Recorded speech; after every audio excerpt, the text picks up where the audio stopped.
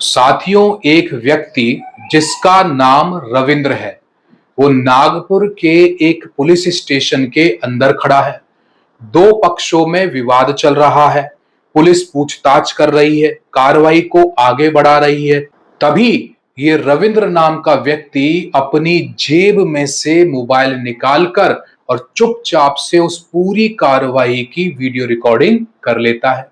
Police अधिकारी को पता चलता है, वो इस काम को संगीन अपराध मानता है और उस रविंद्र पर एफआईआर दर्ज कर देता है, उसको अपराधी बना देता है।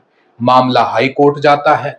हाई कोर्ट का फैसला आता है कि भैया, पुलिस थाने में वीडियो रिकॉर्डिंग करना कोई अपराध नहीं है, और ऐसा कहते हुए उस व्यक्ति पर जो एफआईआर की गई थी, उस एफआईआर को रद्द कर दिया जाता है।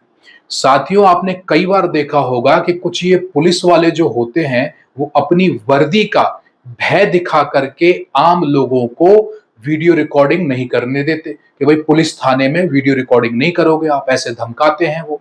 अब ये लोग भी उनसे भय खाते हैं। अब क्योंकि इनको पता ही नहीं होता कि पुलिस स्टेशन जो है वो उन प्रतिबंधित क्षेत्रों में आता ही नहीं है।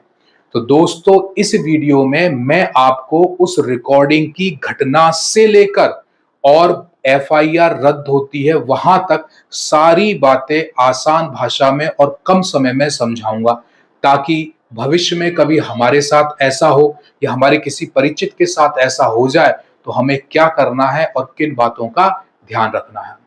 साथियों, इस पूरी जानकारी को मैंने आसान बनाने के लिए, सरल बनाने के लिए 6 बिंदुओं में बांट दिया है। यानी कि 6 बिंदुओं में पूरी जानकारी आपको समझाने की कोशिश करूंगा, ताकि आसानी से हमारे ये दिमाग में बैठ जाए। पहला क्या है? पहला बिंदु है कि आखिर ये घटना कब की है और कहाँ की है, कौन सी जगह की है। दूसरा बिंदु है कि आखिर ये घटना किसके साथ घटी, वो व्यक्ति कहाँ का रहने वाला है। तीसरा बिंदु है कि आखिर ये मामला क्या था, इसके पीछे पूरी कहानी क्या है, ये जानकारी समझेंगे। चौथा बिंदु है कि उस पुलिस अधिकारी ने जो उस पर एफआईआर की थी, आखिर वो कौन से अधिनियम और उस अधिनियम की कौन सी धारा के तहत की, ये जानकारी भी हमें पता होना चाहिए। पांचवा बिंदु है कि कोर्ट ने अपने फैसले में क्या क्या कहा, किन किन नियमों का जिक्र किया, ये सबसे महत्वपूर्ण है, ये जानना जरूरी है। और छठा बिंदु है हमारा कि भाई, ये जो सारी बातें हैं, इनके बाद हमें अब क्या करना है, किन बातों का ध्यान रखना है ताकि हमसे कोई गलती ना हो। तो पहला बिंदु लेते हैं अपना कि घटना कब की है और कहाँ की है।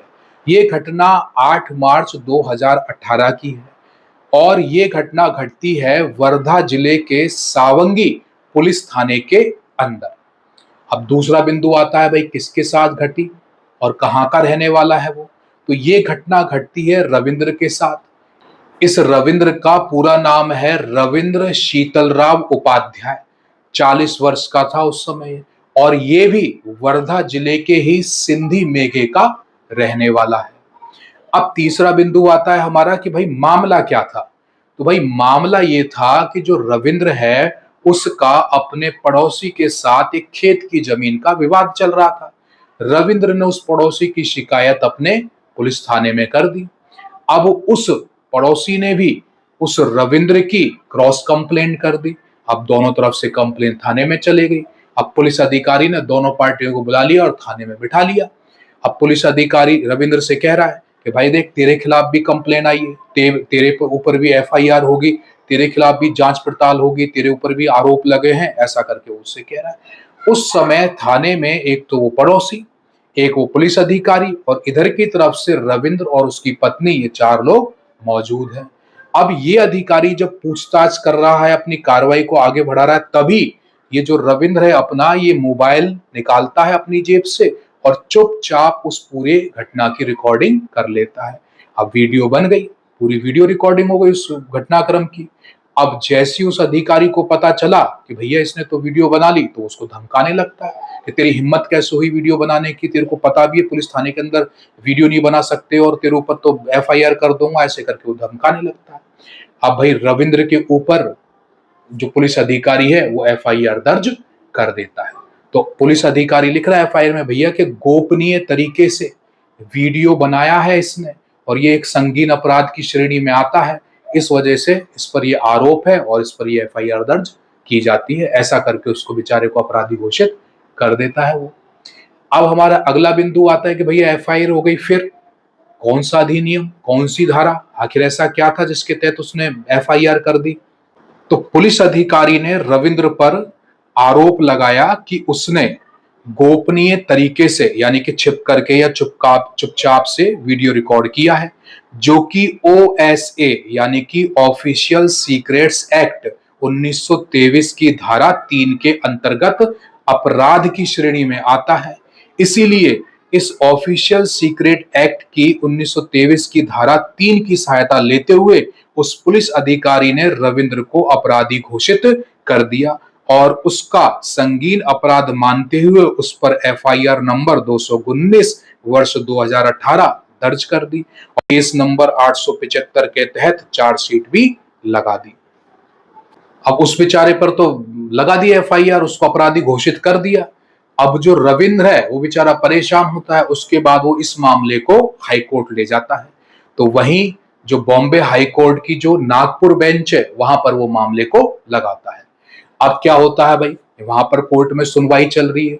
अब वहीं बॉम्बे हाई कोर्ट जो नागपुर बेंच के जस्टिस हैं, एक तो जस्टिस मनीष पिताले और एक जस्टिस वाल्मीकि मैने जैसे, दोनों जस्टिस ने दोनों पक्ष के वकीलों की सभी दलीलों को सुनने के बाद 26 जुलाई 2022 को एक ऐसा महत्वपूर्ण फैसला सुनाया जो पूरी तरह से जनता के हित में है और सभी को जानना जरूरी है। तो क्या कहता है जस्टिस?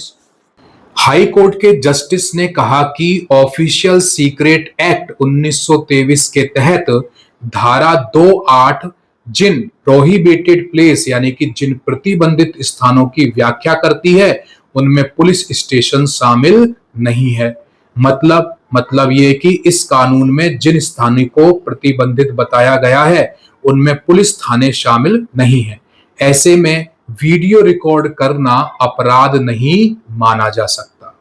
अब सोचिए ये जो आदेश है वो कितना बड़ा मैसेज देता है कि आप रिकॉर्डिंग करने भर से अपराधी नहीं कहलाएंगे और अगर आप वहां थाने में वीडियो रिकॉर्ड कर रहे हैं तो आप पर वो ऑफिशियल सीक्रेट एक्ट 1923 लागू नहीं किया जा सकता। और इस तरह से कोर्ट ने रविंद्र पर की गई एफआईआर को सीआरपीसी के सेक्शन 422 के तहत रद्द कर दिया, क्योंकि इस एफआईआर में अपराध के तत्व सिद्ध नहीं होते हैं और इस तरह से जो रविंद्र है वहां से निर्दोष साबित हो जाता है। अब आपके काम की बात कि हमें किन किन बातों का ध्यान रखना है। साथियों, ये आदेश एक केस का सिर्फ नतीजा नहीं है बल्कि एक महत्वपूर्ण मिसाल है। लेकिन कुछ बातें और हैं जो हमको ध्यान रखनी है, जो कोर्ट हमें बताता है। कोर्ट की कुछ और बातें भी हमें ध्यान रखनी है। कोर्ट कहता है कि अगर कोई व्यक्ति पुलिस की कार्रवाई में बाधा डालता है या गलत मकसद से वीडियो का इस्तेमाल करता है तो कानून की धाराएं अलग हो सकती है। तो कुल मिलाकर अपन को ध्यान रखना है कि भाई हमें पुलिस की कार्रवाई में बाधा नहीं डालनी है और कोई गलत मकसद से वीडियो रिकॉर्ड नहीं करना है। केवल आप अपनी सुरक्षा के लिए ऐसा कर रहे हैं तब तक तो ठीक है, लेकिन अगर आप कुछ और गलत बोल रहे हैं, गलत ऐसा वहां काम कर रहे हैं या गलत मकसद लेकर गए हैं तो शायद अन्य धाराओं में आपके खिलाफ कुछ मुकदमा किया जा सकता है। लेकिन सिर्फ मोबाइल निकालकर वीडियो बनाने भर से आप अपराधी नहीं कहलाएंगे, ये भी कोर्ट ने स्पष्ट कर दिया है। अब सवाल यह है कि इतना बड़ा आदेश आ जाने के बावजूद भी जनता कितनी जागरूक हो पाएगी, लोग कितने जागरूक हो पाएंगे। और ये जो वीडियो रिकॉर्डिंग की आजादी मिली है कि पुलिस थाने में आप हो तो वीडियो रिकॉर्ड कर सकते हो अपनी सुरक्षा के लिए, ये जो आजादी है वो कितनी पारदर्शिता ले आएगी, कितनी जवाबदेही तय कर देगी, या फिर जनता और पुलिस का जो टकराव है वो बढ़ेगा।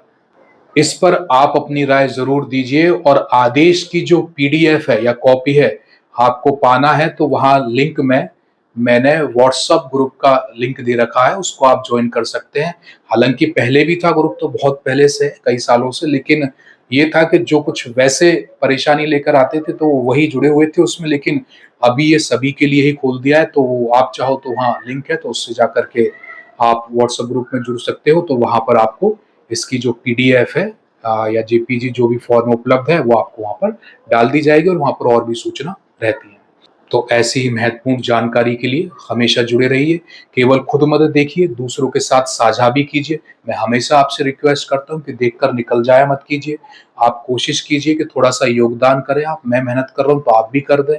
थोड़ा-सा उसे आगे बढ़ा दें, शेयर कर दें दूसरों के साथ, लाइक कर दें उसको या चैनल को बने रहें उस पर और खुश रहो, आप भी खुश रहो, दूसरों को खुश रखो, अपने परिवार का ध्यान रखो। जय हिंद।